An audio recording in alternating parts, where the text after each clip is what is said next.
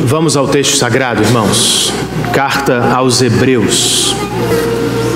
Ao final do Novo Testamento, ou seja, bem para a sua direita. Carta aos Hebreus, capítulo de número 13.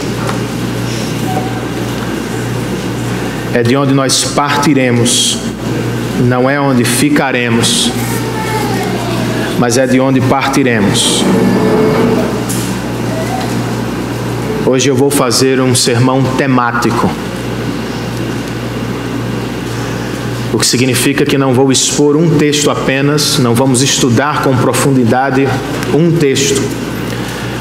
Vamos passear por vários, a fim de fazer o que chamamos de teologia do casamento. Vamos ouvir vários textos falando sobre o mesmo assunto. E vamos começar com Hebreus 13, verso de número 4.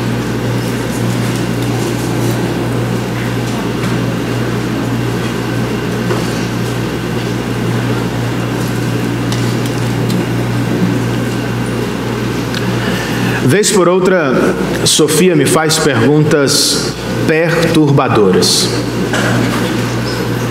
Por exemplo, outro dia, recentemente, ela me perguntou: pai, quando eu crescer, você vai perder o emprego? Eu disse: como assim, senhor? Ela me explicou com outra pergunta. Quero dizer, pai, onde é que o senhor vai encontrar a introdução para as mensagens dominicais? É por isso que eu e Sabrina estamos providenciando um terceiro filho. Eu quero esticar meu ministério na IPBE por mais alguns anos. Anos atrás, estávamos a caminho de uma visita pastoral em família, quando passamos pela UFPB, e ela me perguntou o que era aquilo. O que é que acontece aí dentro, pai? Eu disse: sabe Deus o que é que acontece aí dentro. A ideia original, senhor, é que este lugar funcione como uma escola de formação de profissionais para as mais diversas áreas de atuação. Ela parou, pensou um pouco e me perguntou de novo: para casar, eu preciso ir para a universidade?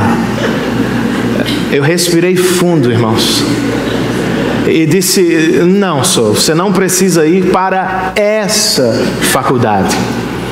Foi quando ela concluiu dizendo: ufa, só de pensar em estudar para casar eu já estava cansada, pai. Não é o que fazemos, irmãos, com nossos casamentos. Alguns jovens estão dispostos, e para minha tristeza até ávidos, para gastar rios de dinheiro em uma festa de casamento. No entanto, os mesmos jovens não param para ler um livro sequer sobre o assunto. E o que é que acontece? Na ausência de boa formação cristã, eles assumem as visões correntes sobre o casamento. Alguns se tornam demasiadamente otimistas com o casamento. Outros se revelam demasiadamente pessimistas. Os otimistas tratam o casamento como se ele fosse uma espécie de Deus, que promete satisfação, preenchimento interior. Os pessimistas olham para o casamento como se ele fosse um grande estraga-prazer. Ele não é bom de verdade, é apenas necessário. Os otimistas ao longo do caminho acabam se frustrando, porque idolatraram o casamento. Os pessimistas, porque desprezam o casamento, nunca desfrutam de sua plenitude. E é por estas visões correntes que o número do divórcio cresceu só na última década 55%. As pessoas estão em busca da experiência do êxtase da paixão. Fruto destas visões contemporâneas, a união estável cresce mais do que o casamento formal, pasmem vocês. Ou as pessoas têm medo do compromisso,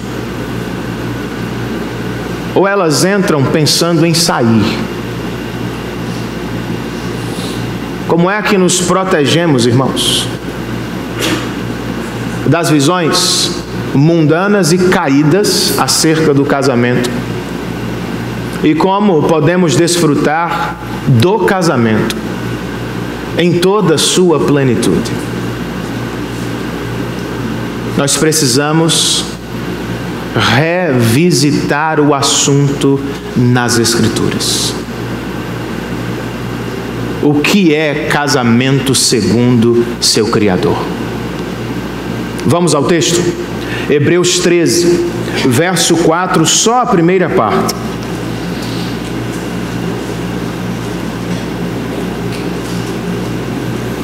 O autor bíblico escreve: o casamento deve ser honrado por todos.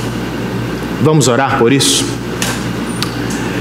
Senhor, eu quero te dar graças pelo que fizemos até aqui.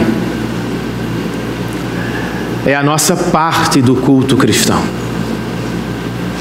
Sabemos que ela é imperfeita, mas por causa de Cristo, o Senhor pode recebê-la. Muito obrigado pelas canções, pelas ofertas que deixamos diante de Ti. Mas agora nós te pedimos por este momento de estudo da Tua Palavra. Eu não posso fazê-lo sozinho. Os meus irmãos não podem ouvir a Tua Palavra sozinhos. Nós carecemos da ajuda do Teu Santo Espírito. Ilumina-nos, ó Senhor. Abre os olhos do nosso coração, nos permitindo enxergar as verdades bíblicas e nos levando a responder de maneira apropriada a elas. Nós te pedimos isso em nome de Jesus e para a glória dele. Amém.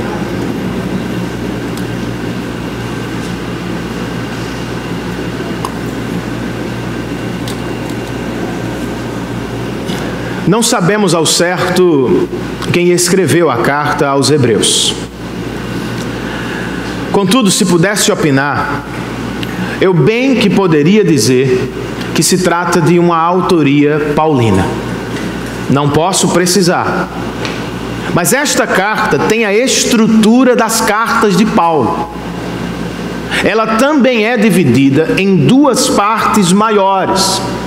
A primeira sendo a parte doutrinária e a segunda sendo a parte prática ou ética. Durante a primeira e maior, o autor bíblico nos apresenta Cristo e sua obra na cruz do Calvário. Ele destaca principalmente a doutrina do sacerdócio de Cristo. Na segunda, menor, ele nos coloca diante de uma série de aplicações práticas que respondem à pergunta: como os cristãos, salvos por Cristo e sua obra, vivem aqui e agora. Entre os muitos conselhos desta última sessão de Hebreus, nós achamos este: o casamento deve ser honrado por todos. Honrar significa valorizar. Honrar significa estimar. Mas como?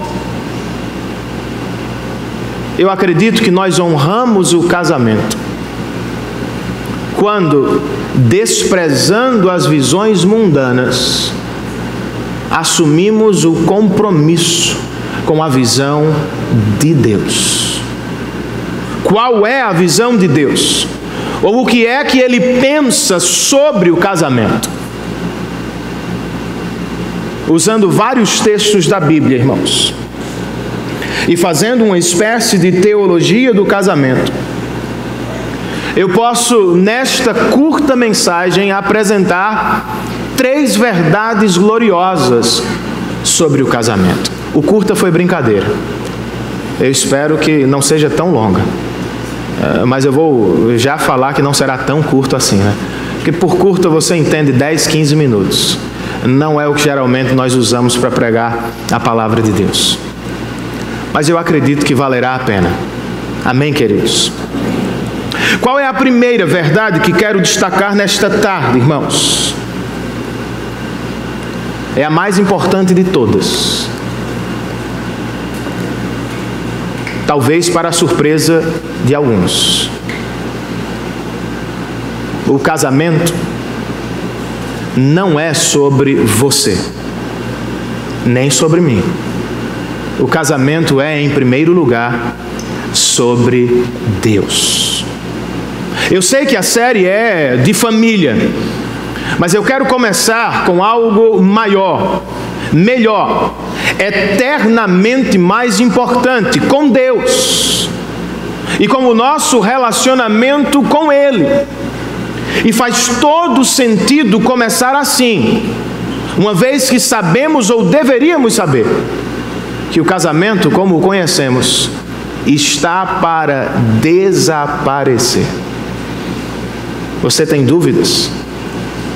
Os saduceus certa vez levantaram a questão através de uma viúva hipotética, que havia se casado inúmeras vezes, pensando que poderiam pegar Jesus sobre o assunto da ressurreição. Eles indagaram o mestre: Mestre, na ressurreição, esta mulher será esposa de quem? Se ao longo da vida ela foi casada com vários homens. Vocês se lembram da resposta de Jesus?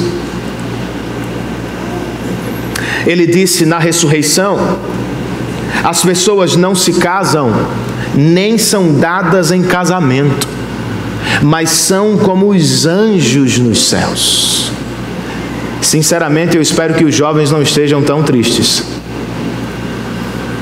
e que alguns casais não estejam tão alegres. De toda forma, irmãos, este é o ensino claro de Jesus. O casamento, como o conhecemos, vai desaparecer. Mas por que então o temos? Mais importante ainda, porque Deus o criou para começo de história. A propósito, esta é a declaração mais fundamental que nós podemos fazer sobre o assunto.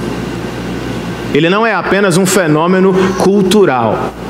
Ele não é obra do acaso. O casamento é criação original de Deus. Foi Ele quem, segundo o livro do Gênesis, projetou e trouxe à existência o casamento.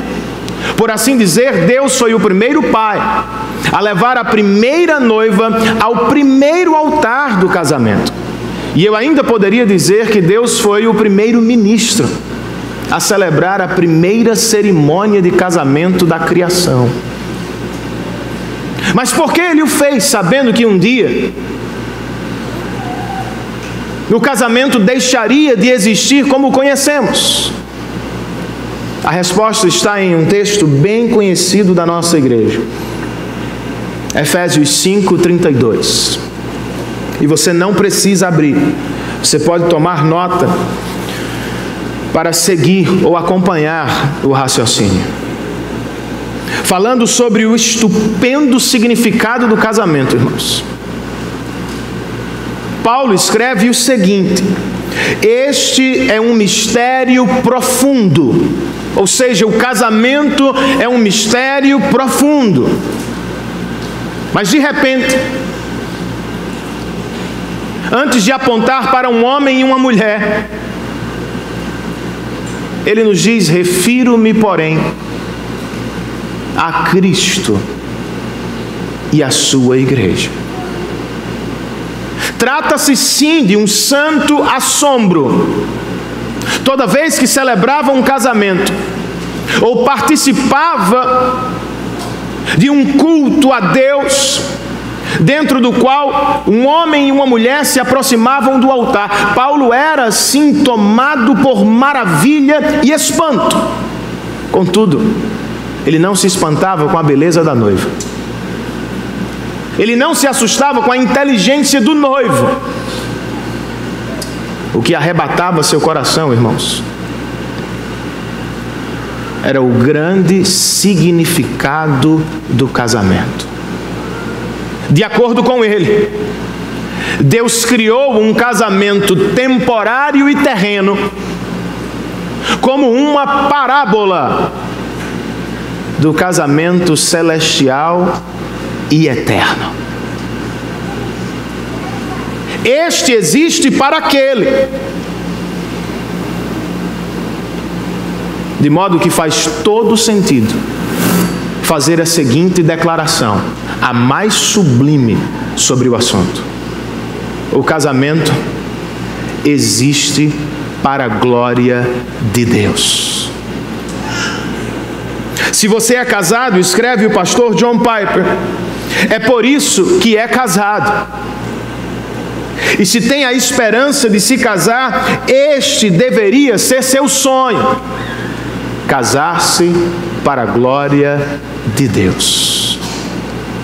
Pois afinal, irmãos, o casamento não é sobre nós, ele é sobre Deus.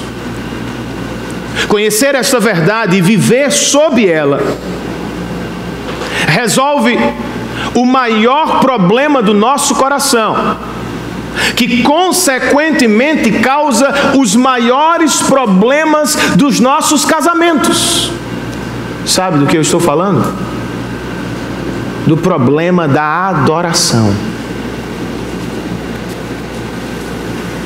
Muitos entram no casamento porque adoram seus cônjuges, e assim os sobrecarregam com expectativas messiânicas de salvação existencial. Outros entram no casamento porque se adoram, esperam, reivindicam que tudo no casamento gire em torno delas.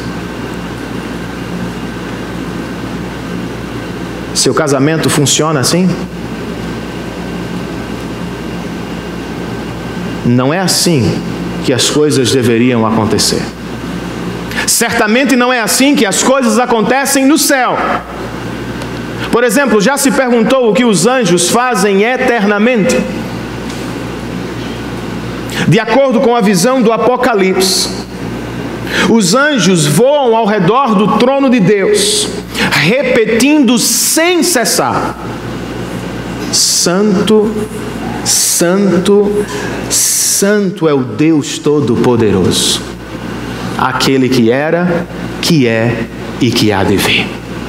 Mas talvez alguém esteja me perguntando: Renan, eles só fazem isso? Não, eles conversam.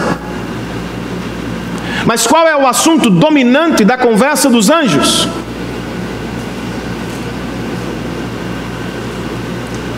De acordo com a visão do profeta Isaías, eles vivem a proclamar uns aos outros, a dizer uns aos outros: Santo, Santo, Santo é o Senhor dos exércitos, toda a terra está cheia da tua glória. O que é que eu quero com isso, irmãos? É aqui que nasce a maioria dos nossos problemas de casamento. Nós olhamos demais para as pessoas erradas e de menos para a pessoa certa. Olhamos demais para as virtudes ou defeitos dos outros. Olhamos demais para o nosso valor e importância e por vezes de menos para Deus. Quer resolver um monte de problemas no seu casamento? Tire os olhos dele, ou dela, ou de si mesmo, e os fite no Senhor da glória, no seu bendito Salvador. Pois foi Deus, e não o casamento, quem arrebatou o coração do profeta Isaías, deixando tremendo de êxtase e alegria na presença do Senhor. Foi Deus, ou Cristo ressurreto, e não o casamento, quem encantou o coração do apóstolo João, de maneira tão impactante e poderosa, que ele caiu com o rosto no chão.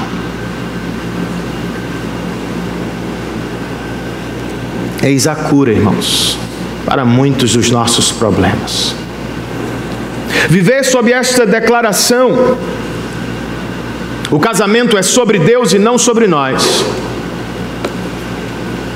pode proteger a nossa família mais do que qualquer outra coisa desta vida.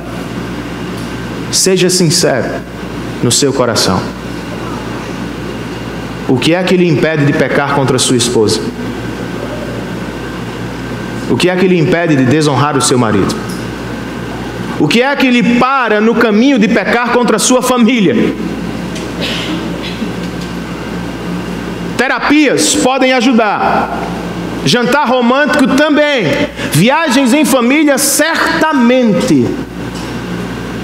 No entanto, irmãos, como nos lembra o autor do livro que citei no início, Francis Chan, e ele está citando Paulo, nossa luta não é contra carne ou sangue, e sim contra forças espirituais nas regiões celestiais. Por isso ele conclui: embora algumas coisas de fato ajudem, nada substitui uma vida de oração e consagração a Deus pelo bem da nossa família. Na prática, o que eu estou dizendo é: viver sempre diante de Deus, ou lembrar-se sempre de que o nosso casamento deve existir para a glória dele, pode fazer muito mais por nossas famílias do que ajudas pontuais e passageiras. Você se lembra de José? Nem era casado ainda. Mas o que foi que ele disse diante da tentação da mulher de Potifar? Como poderia eu pecar contra Deus? Ele até falou da bondade de Potifar, mas em última análise, o que ele levou em consideração foi a bondade do próprio Deus.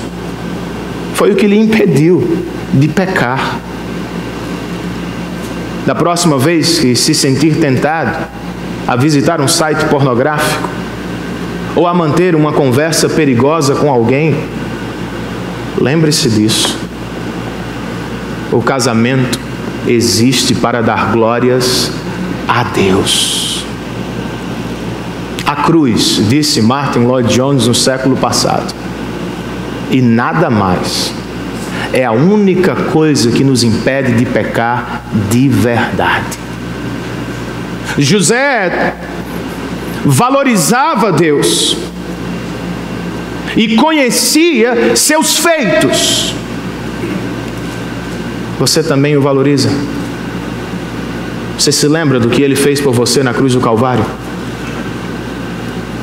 Que o Evangelho esteja sempre diante dos nossos olhos e que o Senhor assim nos livre das tentações.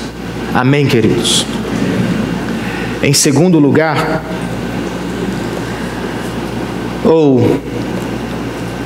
a segunda verdade que posso apresentar sobre o casamento é que ele é como Deus. Isso não é igual a Deus. O que eu quis dizer foi: o casamento deve funcionar de acordo com o padrão dele. Em dado momento do discipulado, Jesus fez a seguinte pergunta aos seus alunos: quem as pessoas dizem que eu sou? Se lembram disso? Mateus 16. Os discípulos responderam: Mestre, alguns se chamam de Elias, outros dizem que tu és Jeremias, ou João Batista, ou um profeta do Antigo Testamento. De repente Jesus se voltou para eles e lhes perguntou: e vocês? O que vocês pensam de mim? Quem sou eu para vocês? Vocês se lembram da resposta de Pedro? Tu és o Cristo, o Filho do Deus vivo. É um momento muito importante, irmãos. E por isso Jesus diz a Pedro: bem-aventurado és tu, Pedro, porque isso não veio da carne ou do sangue, mas te foi revelado pelo meu Pai que está nos céus. Talvez seja o momento mais significativo até então. Jesus se revelou para eles. Agora eles não têm mais dúvida, trata-se do Cristo prometido do AT, do Filho bendito de Deus, do Salvador. Mas como é que ele vai executar ou realizar a salvação, irmãos? Imediatamente depois da revelação, ele diz: eis o caminho, eu vou para Jerusalém. Chegando lá, os religiosos vão me prender, e em seguida os políticos vão me matar. Mas ao terceiro dia eu vou ressurgir dentre os mortos. Pedro saltou e disse: não, Jesus, isso jamais vai te acontecer, não é possível.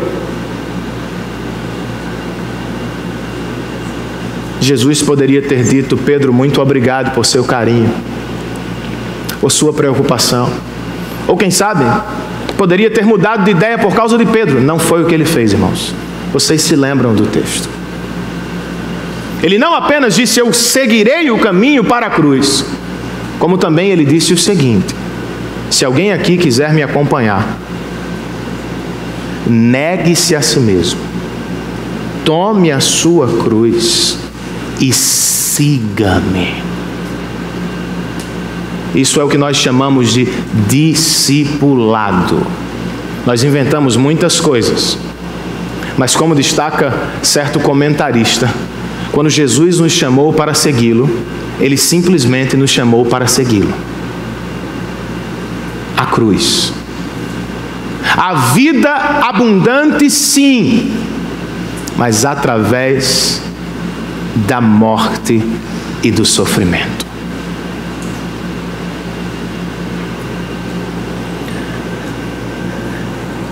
Esta é a experiência comum de todos os cristãos genuínos.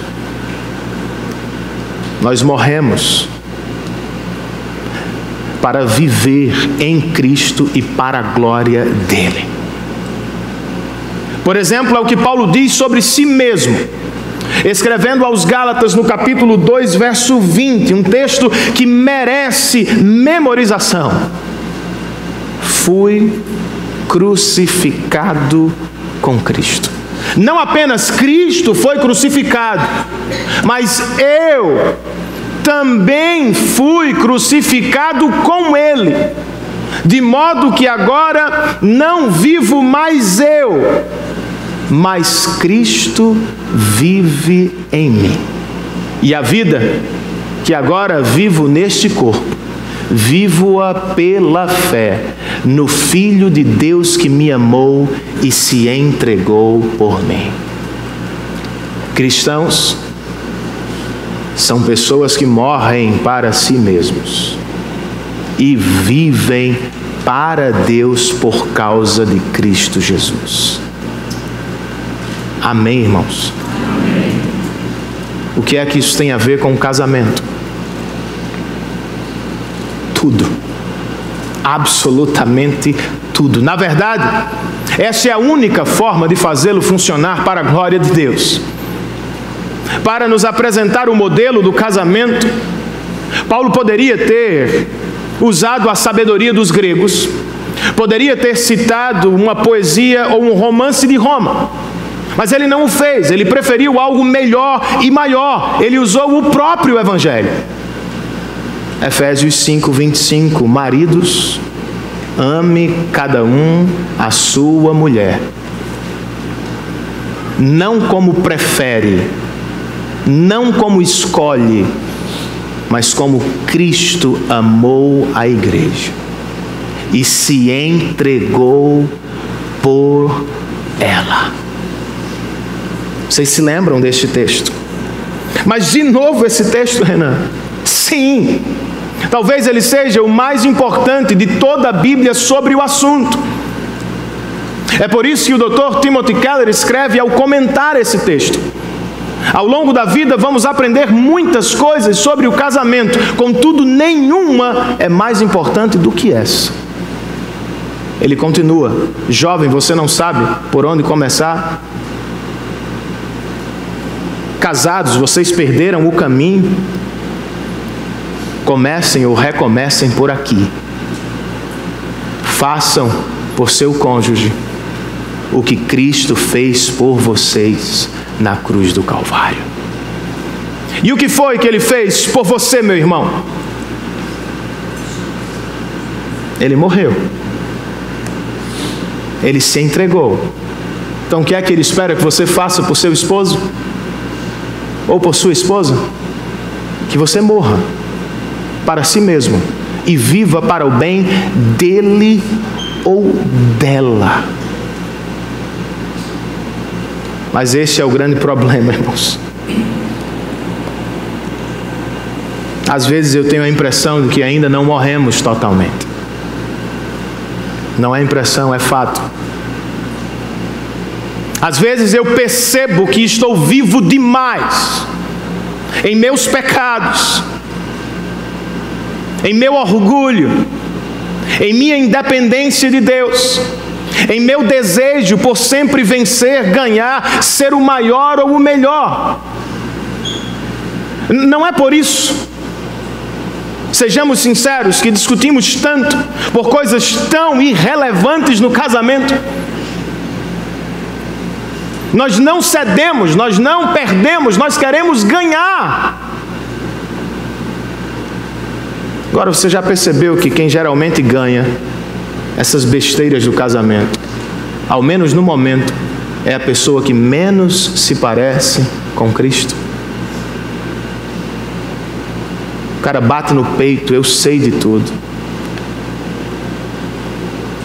A mulher se enche de si e diz: eu consegui.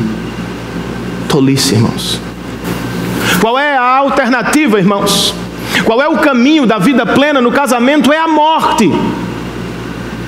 Mas nem se anime, não é a morte dele ou dela, não.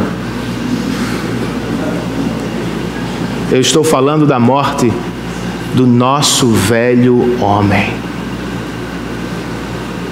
A cada manhã, no poder do Espírito de Deus, nós precisamos matá-lo, para a glória de Deus e para o bem da nossa família. Como? No texto que citei antes, Paulo nos diz de maneira paradoxal: eu morri com Cristo, mas ainda vivo. Como assim, Paulo? A vida que agora vivo, vivo-a pela fé no Filho de Deus.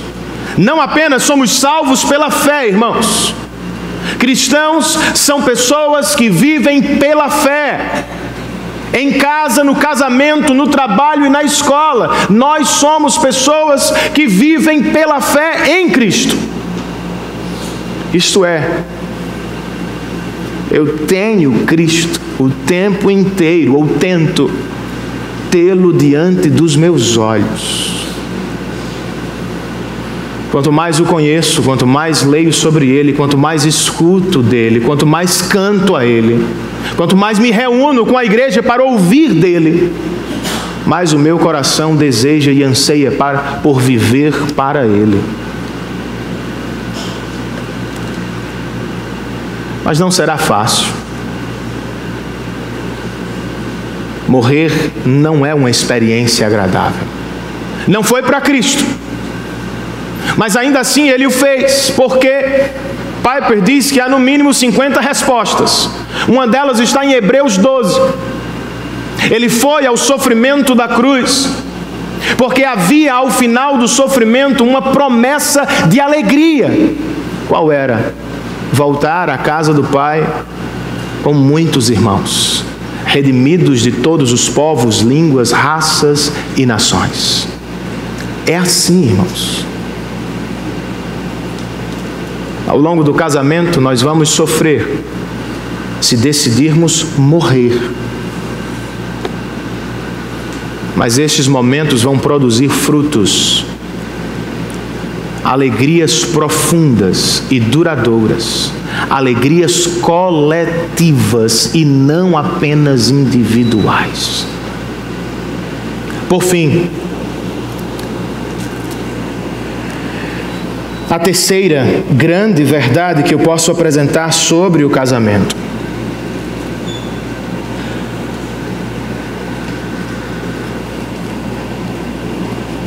é que ele existe para Deus em primeiro lugar. Dizem que as últimas palavras de um homem são as mais importantes de toda a sua vida. Não sei se podemos dizer isso de todos, mas certamente podemos fazê-lo acerca de Cristo. E quais foram as últimas palavras do Senhor? Vocês se lembram? Antes de subir aos céus, em algum monte perto de Jerusalém, ele reuniu os discípulos e lhes disse: toda a autoridade me foi dada nos céus e na terra. Portanto, vão e façam discípulos de todas as nações, batizando-os em nome do Pai, do Filho e do Espírito Santo, e ensinando-os a guardar tudo o que eu lhes entreguei. E eis que estarei com vocês todos os dias até o fim dos tempos. É um texto maravilhoso. Nós o conhecemos. Do que é que ele trata? Da nossa missão. Muita gente se pergunta qual é a vontade de Deus para mim. Meu irmão, seja você jovem ou idoso, casado ou solteiro, eis a vontade de Deus para você. Deus nos salvou e nos chamou a fim de que estivéssemos envolvidos com esta missão: fazer discípulos de todas as nações. Mas o que é isso, irmãos? De maneira bem simples, a partir deste texto, eu posso dizer que discipular é pregar o Evangelho de Cristo às pessoas, em primeiro lugar. Discipular, logo depois, é unir pessoas à igreja através do batismo cristão. Por fim, o que se dá ao longo de toda a vida, discipular é ensinar pessoas a viverem como cristãos no mundo. É seguir a Cristo em tudo ao longo da nossa caminhada. Em linhas gerais, discipular é ajudar, é fortalecer, é encorajar. É quando nos reunimos para fazer isso uns com os outros.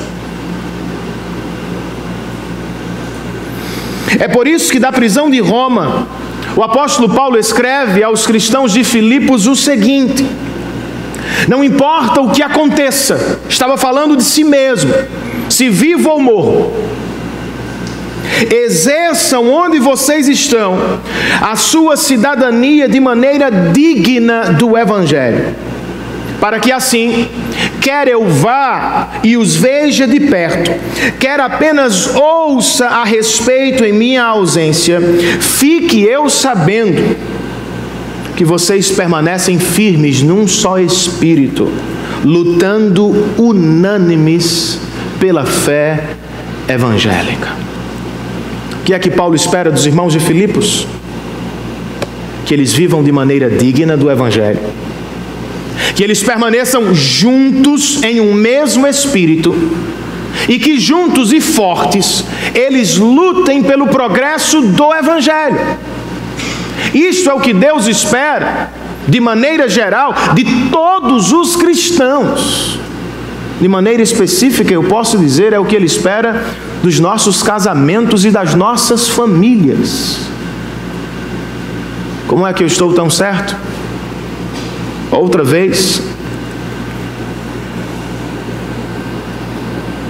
eu cito o texto de Paulo aos Efésios, No capítulo 5, quando ele escreve: maridos, ame cada um a sua mulher, assim como Cristo amou a igreja e se entregou por ela. Com que objetivo, irmãos? Para santificá-la, tendo-a purificada pelo lavar da água mediante a palavra, e outra vez para apresentá-la a si mesmo, como igreja gloriosa, sem mancha nem ruga ou coisa semelhante, mas antes santa e inculpável. Não se esqueçam de um detalhe: os irmãos de Éfeso nasceram em uma cultura pagã e aprenderam que o casamento era uma mera transação social, por meio da qual famílias subiam na vida, unindo-se a outras famílias. Este era o objetivo do casamento: subir na vida, se dar bem. Paulo reorienta os irmãos e choca alguns. Este não é o maior objetivo do casamento. Não é subir na vida, é subir para o céu. A missão do casamento é santificar cônjuges e filhos, mediante o lavar da palavra, a fim de que homem, mulher, filhos e netos estejam todos preparados para o grande e eterno casamento com o Cordeiro. A grande pergunta é: o seu casamento vai existir para cumprir esta missão, jovem? O seu casamento funciona, meu irmão, para cumprir esta missão? Bem, de acordo com Deus, ele existe para nos fazer conhecer e amar mais a Cristo. Nem sempre é o que acontece. Nos melhores dias do casamento, nós somos tentados a fazer dele um fim em si mesmo. Não é assim? Ele é tão bom, mas tão bom, que nos esquecemos de Deus ou de suas prioridades. Nos piores dias, nós somos tentados a investir tudo o que temos e somos para consertar o que fizemos.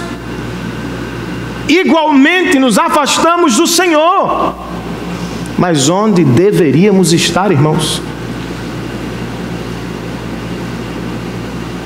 Na missão. Pois é onde Jesus está, irmãos. Ele acabou de nos dizer: eu vou estar com vocês todos os dias do discipulado cristão. Algumas pessoas me dizem: Renan, eu nem sempre sinto a presença de Cristo. Outras me dizem: eu não estou satisfeito com o meu progresso cristão. Por que não? Qual é o problema? Talvez elas estejam procurando Jesus no lugar errado, irmãos. Você sabe onde seu filho passa a maior parte do tempo? Espero que sim, né? Sua esposa, seu esposo? Espero que sim. Onde é que Jesus passa a maior parte do tempo dele, irmãos?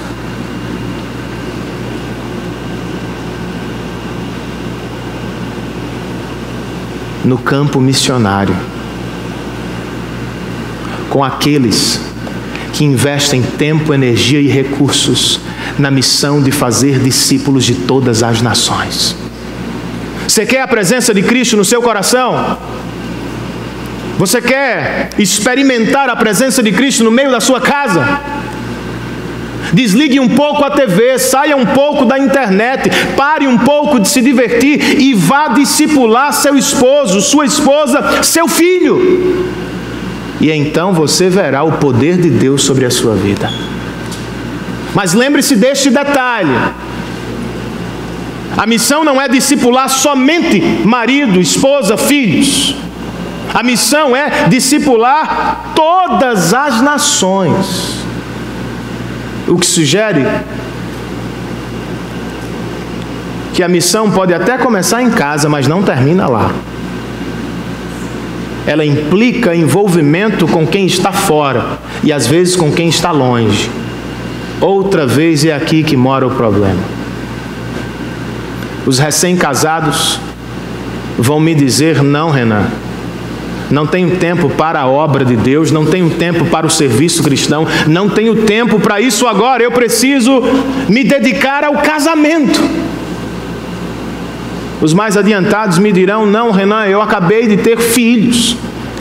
Nós precisamos, enquanto marido e mulher, investir tudo nos nossos filhos. E alguns, no começo, no meio, no fim da caminhada, vão dizer: não podemos investir em missões. Dinheiro, porque estamos poupando para um futuro melhor.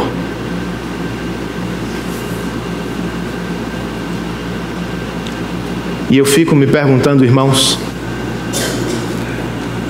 onde é que os nossos irmãos ouviram ou leram isso na Bíblia? Sinceramente, falas tão populares entre cristãos, mas tão antibíblicas. Quando foi que Jesus nos ensinou, irmãos, por exemplo, a fazer da família o nosso bem mais precioso? Tem isso na Bíblia? Onde é que Ele nos doutrinou sobre temer o futuro?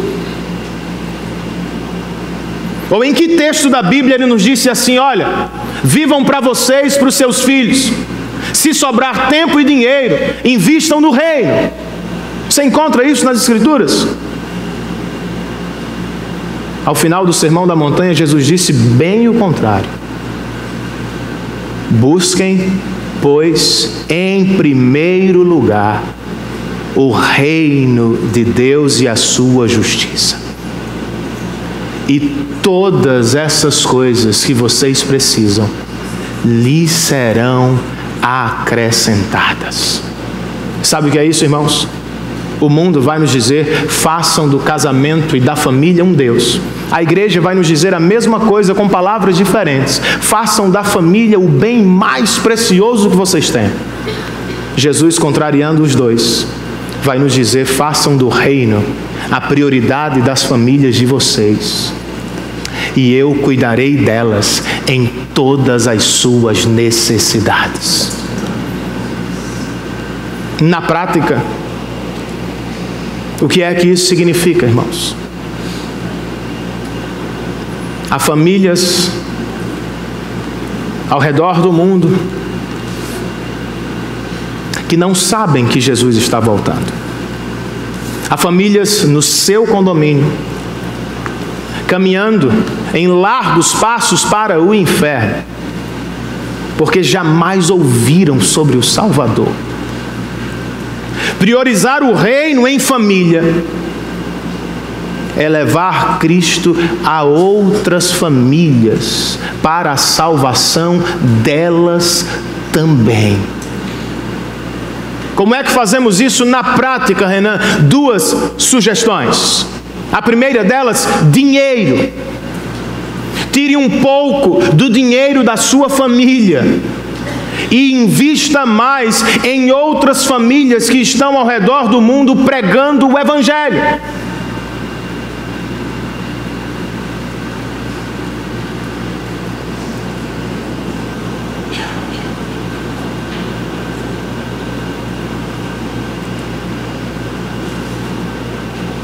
Assim você estará participando em parte da missão e estará ensinando sua casa. Cristo e não o dinheiro é o nosso Deus. Em Deus e não no dinheiro nós confiamos. Mas faça mais. Envolva-se agora, hoje, com a obra de Deus e traga a sua família com você. Não deixe para amanhã. Pare de dar desculpas esfarrapadas. Você pode, você tem de Deus tempo e oportunidades para servir, e o faça em família. Algumas bênçãos de Deus estão reservadas para o ambiente da missão, irmãos. Há inúmeras, mas eu pensei em uma. Se você já foi a um projeto missionário de curta duração, você viveu uma estranha experiência com as pessoas. Ao chegar, você sequer as conhecia. Ao voltar, você não deixa de lembrar delas. O que foi que aconteceu? Você nem sabia o nome delas, mas você volta e tem saudade das mesmas pessoas. Você ora por elas, você lembra delas. Enquanto serviam juntas, cumprindo a missão, Deus aproximou vocês. É o que acontece com uma família que serve a Deus, irmãos. A obra de Deus não separa famílias. Se separa, não é a obra, é a família que o faz. A obra de Deus une pessoas para a glória de Deus e para o bem da família. A propósito, ver sua família servindo. Bem, no meu caso, ver a minha esposa servindo, as minhas filhas servindo, é uma das experiências mais alegres do meu coração. Ver minha filha mais velha de 11 anos pregando em Serra Branca, irmãos, cantando em uma escola pública, servindo com pessoas mais velhas, pregando a crianças na praça, isto não tem preço. Quando ela voltou, eu perguntei: filha, você quer ir para o acampamento do PV em janeiro ou para o projeto missionário? Ela disse: pai, é claro que para o projeto. Eu disse: por quê? Porque no acampamento eu vou receber do que eu já tenho. No projeto eu vou repartir Jesus com pessoas que não o conhecem. Ninguém perde servindo ao Senhor, irmãos. Talvez você esteja perdendo porque está sozinho. Traga sua família para servir com você. Será que precisamos de universidade para casar? Claro que sim. Na verdade, eu penso que este é um dos maiores problemas dos casamentos dos nossos dias: a ausência de formação. Porque não sabem ou não conhecem a doutrina do casamento. Os otimistas fazem dele um Deus e por isso se frustram. Porque não conhecem a visão de Deus sobre o casamento. Os pessimistas o desprezam e por isso jamais desfrutam de todas as suas bênçãos. Nós somos cristãos, irmãos. Nem adoramos o casamento, nem desprezamos o casamento. Nós adoramos a Deus e honramos o casamento, vivendo à luz da palavra do Senhor. Que Deus nos ajude a cumprir o que Ele nos deu. Com a vida que Ele me deu.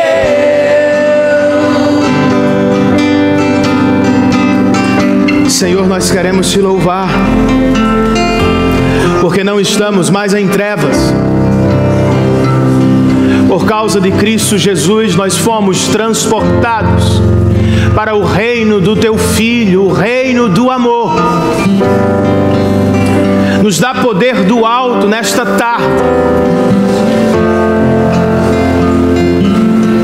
porque nós queremos viver neste reino todos os dias. Não apenas aos domingos, não apenas em um culto congregacional. Nós não queremos sair do Espírito do Teu reino quando chegarmos em casa.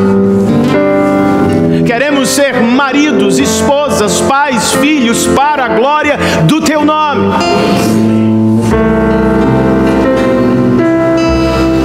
Ajuda-nos, Senhor.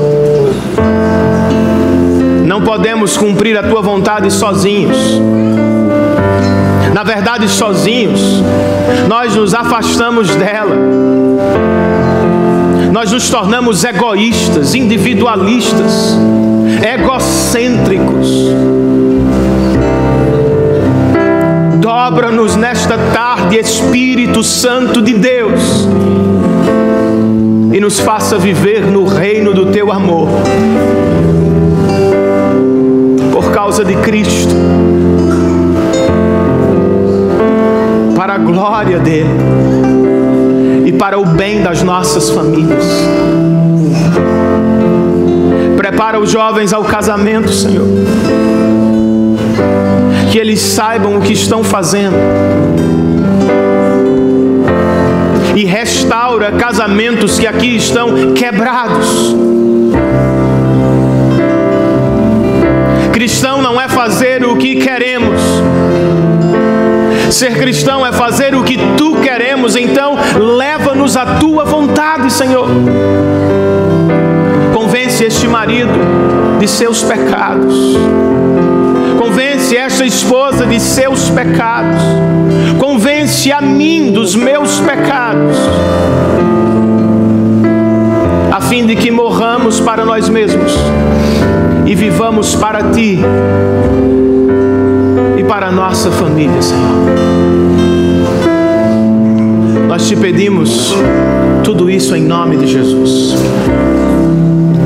Que o amor de Deus, nosso Pai, a graça do nosso Senhor e Salvador Jesus Cristo, a comunhão, o poder, a presença e o cuidado do Santo Espírito de Deus estejam sobre todos nós, sobre todas as nossas famílias.